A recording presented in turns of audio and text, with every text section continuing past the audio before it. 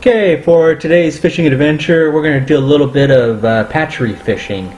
What that is that we're going to be targeting these little patch reefs about a little over halfway between the shoreline and the reef line. All they are is amongst the sand and weed flats. They've got rubble, coral heads, patches of reef. Just a little bit of structure all along this center line here. What that's good for is coming into the season now with the water temperature getting a little bit cooler. Some of the larger fish will start moving in from the offshore off to the reefs as well as into the patch reefs here. We haven't really had that cold front come in yet that'll really kick things off, but still fish are really gradually moving away, and so it's a good time to give it a shot. Very popular on windy days when offshore and even going out to the reef is going to be rough, to say the least. Probably any time it's over 20 knots. Getting out to the patch reefs, because it's only a couple miles, is very achievable for the boat guys. For the kayaks, 3 miles is well within range. Definitely not a hard paddle for a 3-mile trip out. Just be very cautious with the weather as usual. Just make sure you're ahead of the game on checking weather reports and making sure there's no flash storms coming through. Going forward, we're kind of done with the summer storms, which are the biggest risk during that time frame of those quick moving thunderstorms moving in. So it'll be easier to forecast out. We just won't have as many calm, flat days as the summertime, but you just got to pick and choose your time to go out. Same deal, treat it like you're going offshore. 3 miles is still 3 miles of a lot of swimming if you don't have your equipment set up correctly. But anyways, I'm only going to plan on doing is coming out to these patch reefs, finding a section that I like, dropping anchor. What we're trying to do is to anchor up current from the patch reefs I'm going to target. Try to make it so that the kayak is sitting above a sandy patch, a flat sandy or grass patch.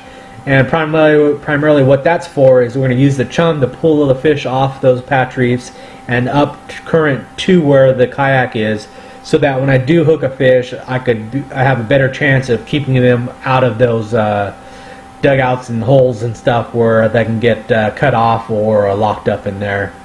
The bait's going to be ballyhoo, so I'll be using the chum bag to track those primarily, and then I'll use a tiny gold hooks with a piece of squid on there and just free line those back.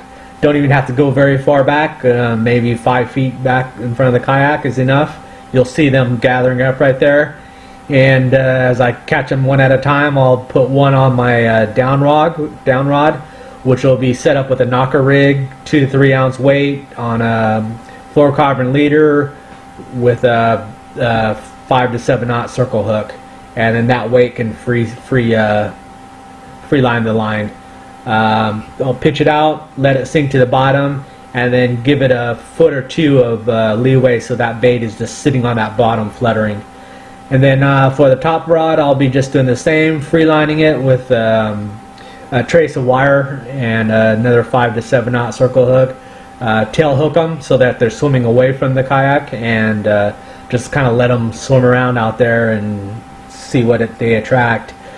This time what I'm going to probably do is when I've got both baits out and I'm just kind of hanging out there, I'll probably throwing out a chunk of ballyhoo. It's basically just taking one of the ballyhoos, staking out a 1/2 inch to 3/4 inch section, put it on my medium light rod with a number 1 circle hook, and just basically pitch that out and then just free drift that back and target some either mangrove or yellowtail snapper. Primarily I'm kind of doing this to kind of action creates action, whereas you start getting that fish fighting, it kind of puts out those vibrations and starts attracting other predators and kind of gets everything within the area kind of wondering what's going on and bringing them over into the chum slick. So that's the plan. Keep on watching and you'll see the results.